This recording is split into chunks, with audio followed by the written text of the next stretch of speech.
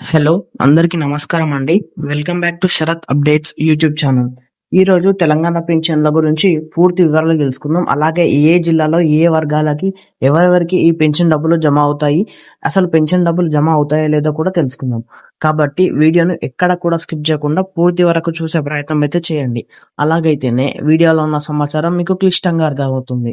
దాంతో పాటు వీడియోని ఖచ్చితంగా లైక్ చేయండి. లైక్ చేస్తే పెన్షన్ల గురించి తాజా అప్డేట్స్ అందించడానికి నాకు మోటివేట్‌గా ఉంటుంది. అలాగే ఛానల్‌ని సబ్స్క్రైబ్ చేయండి.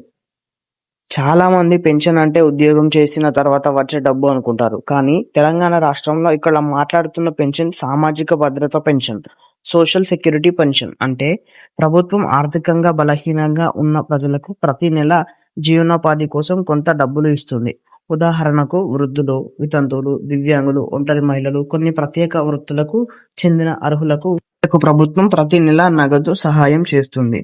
ఇప్పుడు ఈ వార్త ఎందుకు పెద్దది? ఈ వార్తలో అసలు కీలకమైన విషయం ఏంటంటే, ప్రభుత్వం 2,00,000 కొత్త పింఛన్లు ఇవ్వబోతున్నట్టు ప్రకటించింది.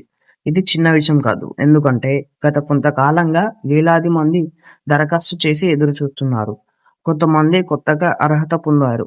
కొంతమంది గత ప్రభుత్వంపై అప్లై చేశారు. కొంతమంది కొత్త ప్రభుత్వం వస్తే వస్తాయని ఎదురు చూశారు. వీళ్ళందరికీ ఇప్పుడు ఆశ కనిపిస్తుంది. మంత్రి సీతక్క ఎందుకు ములుగులో ప్రకటన చేశారు? మంత్రి ములుగు జిల్లాల పర్యటనలో భాగంగా అధికారులు, ప్రతినిధులతో సమావేశమయ్యారు. అక్కడ ఆమె ఒక ముఖ్యమైన విషయం చెప్పారు. ఆగస్టు 15 నుండి అర్హులైన ఒంటరి మహిళలకు కొత్త పెన్షన్లు ఇస్తాం.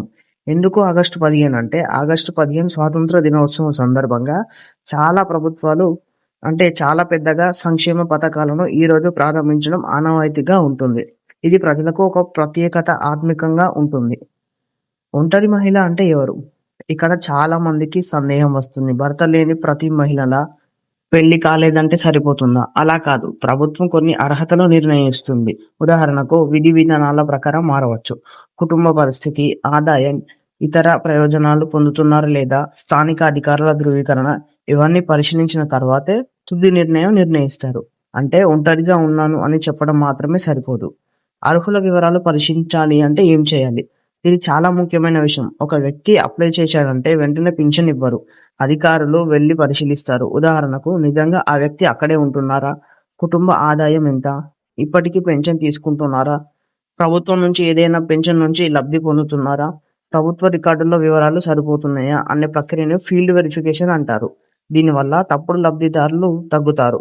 ప్రభుత్వం లైవ్ ఆథెంటికేషన్ ఎందుకు చేస్తుంది? ఇది ఈ వార్తలో అత్యంత కీలకమైన భాగం. లైవ్ ఆథెంటికేషన్ అంటే ఏమిటి? సులభంగా చెప్పాలంటే ఈ వ్యక్తి నిజంగా బ్రతికి ఉన్నారా లేదా, ఇంకా అర్హత ఉందా అని ధృవీకరించడం. ఎందుకు? ఉదాహరణకు ఒక వ్యక్తికి 5 సంవత్సరాల కింద పింఛన్ పొందడం ప్రారంభించాడు. కానీ ఇప్పుడు ఆయన మరణించాడు. అయినా ఆయన పేరుతో డబ్బు వస్తే అది ప్రభుత్వానికి నష్టం కదా. అందుకే ప్రభుత్వం ప్రతి లబ్ధిదారుని మళ్ళీ ధృవీకరిస్తుంది. మరణించిన వారి పేర్లు ఎందుకు తొలగిస్తున్నారు? మంత్రి చెప్పిన ముఖ్యమైన విషయం ఇదే. ఒక గ్రామంలో 100 మంది పింఛన్ పొందుతున్నారని అనుకుందాం. వారిలో 10 మంది మరణించారు. కానీ వారి పేర్లు ఇంకా జాబితాలోనే ఉన్నాయి. అంటే 10 మందికి కేటాయించిన నిధులు వృధా అవుతున్నాయి లేదా దుర్వినియోగం అయ్యే ప్రమాదం ఉంటుంది. ఆ పేర్లను తొలగిస్తే ఆ స్థానాల్లో కొత్త అర్హులకు అవకాశం లభించవచ్చు. అనర్హులు ఎలా పింఛన్ పొందుతున్నారు? ఇది ఒక పెద్ద సమస్య. ఉదాహరణకు ఒక వ్యక్తి ఆదాయం ఎక్కువై తప్పుడు సమాచారం ఇచ్చి పింఛన్ తీసుకుంటే నిజంగా పేదవారికి రావాల్సిన అవకాశం తగ్గిపోతుంది. అందుకే ప్రభుత్వం ఇప్పుడు కఠినంగా పరిశీలిస్తుంది. ఆధునిక సాంకేతిక అంటే ఏమిటి? మంత్రి ఆధునిక టెక్నాలజీ ఉపయోగించాలి అని అన్నారు. దీని అర్థం ఆధార్ ఆధారిత ధృవీకరణ, బయోమెట్రిక్ ధృవీకరణ, డిజిటల్ రికార్డులు, ఆన్లైన్ డేటా సమన్వయం, డూప్లికేట్ పేర్ల గుర్తింపు. ఇలా టెక్నాలజీ ద్వారా తప్పులను తగ్గించాలనే ప్రభుత్వం లక్ష్యం. 2,00,000 పెన్షన్లు ఎక్కడి నుండి వస్తాయి? ప్రతి సంవత్సరం ప్రభుత్వం సంక్షేమ పథకాల కోసం బడ్జెట్ కేటాయిస్తుంది. ఈ పింఛన్లు ఇవ్వాలంటే నిధులు సిద్ధం చేయాలి, అర్హుల జాబితా ఖరారు చేయాలి, బ్యాంకు ఖాతాలు ధృవీకరించాలి, పరిపాలన అనుమతులు పూర్తి చేయాలి. ఈ ప్రక్రియ పూర్తయ్యాకే పంపిణీ ప్రారంభమవుతుంది. ఇప్పటికే పెన్షన్ తీసుకుంటున్న వారికి భయం అవసరమా? సాధారణంగా అర్హత కొనసాగుతున్న వారికి భయం అనవసరం. కానీ ప్రభుత్వం అడిగితే లైవ్ ఆథెంటికేషన్, బయోమెట్రిక్, అవసరమైన పత్రాలు ధృవీకరణ వంటి ప్రక్రియకు సమయానికి పూర్తి చేయాలి.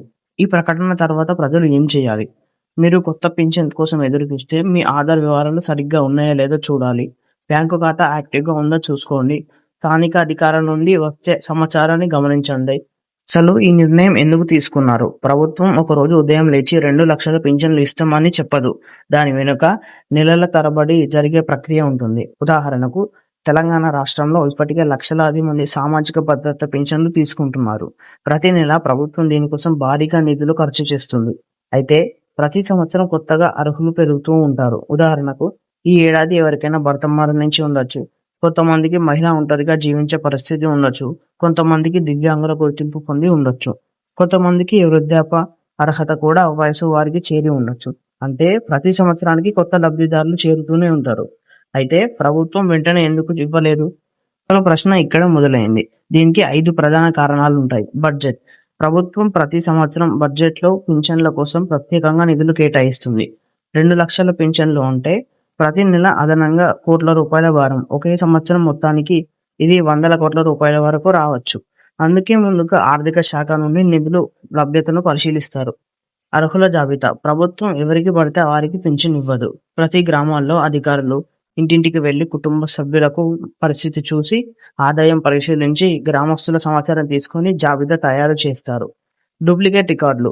కొన్ని సందర్భాల్లో ఒక వ్యక్తి 2 పేర్లు ఉండొచ్చు, 2 సార్లు ఉండొచ్చు, లేదా ఒకే వ్యక్తికి 2 పథకాల్లో ఉండొచ్చు. ఇది ప్రభుత్వానికి ఆర్థిక నష్టం అవుతుంది కదా. అందుకే ఇప్పుడు డేటాబేస్ను పరస్పరంగా సరిపోస్తున్నారు. మరణించిన వారి పేర్లు. ఇది చాలా పెద్ద సమస్య. ఉదాహరణకు ఒక వ్యక్తి 2023లో చనిపోతే ఈ కుటుంబ సభ్యులు లేదా రికార్డుల్లో అప్డేట్ కాకపోవడం వల్ల ఆయన పేర్లు జాబితాలో అలాగే ఉండిపోయింది. అలా అయితే ప్రభుత్వం ప్రతి నెల పేర్లపై నిధులు కేటాయిస్తూనే ఉంటుంది. ఇప్పుడు ప్రతి లబ్ధిదారుని మళ్లీ ధృవీకరిస్తున్నారు. రాజకీయ హామీలు అమలు. ఎన్నికల సమయంలో ప్రభుత్వాలు ఇచ్చిన హామీలను అమలు చేయడానికి కూడా ఇలాంటి నిర్ణయాలు తీసుకుంటాయి. అయితే హామీ ప్రకటించడం ఒకటి, అమలు చేయడం మరొకటి. అమలుకు పరిపాలన చర్యలు, నిధులు, అర్హత జాబితాలు అన్నీ సిద్ధం కావాలి. లైవ్ ఆథెంటికేషన్ అంటే లోతుగా ఏం తెలుసుకోవాలి? ఇది కేవలం వేలి ముద్ర వేయడం మాత్రమే కాదు. దీనిలో ప్రభుత్వం అనేక డేటాని సరిపోల్చే అవకాశం ఉంటుంది.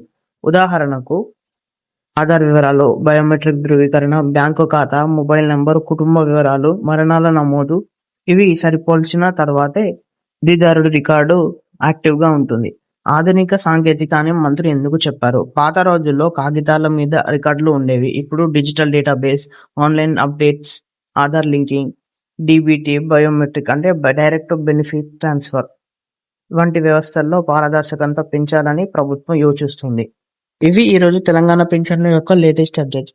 ఇలాంటి పెన్షన్ల గురించి లేటెస్ట్ అప్డేట్ కావాలనుకుంటే వీడియోని ఖచ్చితంగా లైక్ చేయండి. లైక్ చేస్తే నాకు ఇలాంటి తాజా సమాచారం అందించడానికి నాకు మోటివేట్ గా ఉంటుంది. అలాగే ఛానల్ ని సబ్స్క్రైబ్ చేయండి.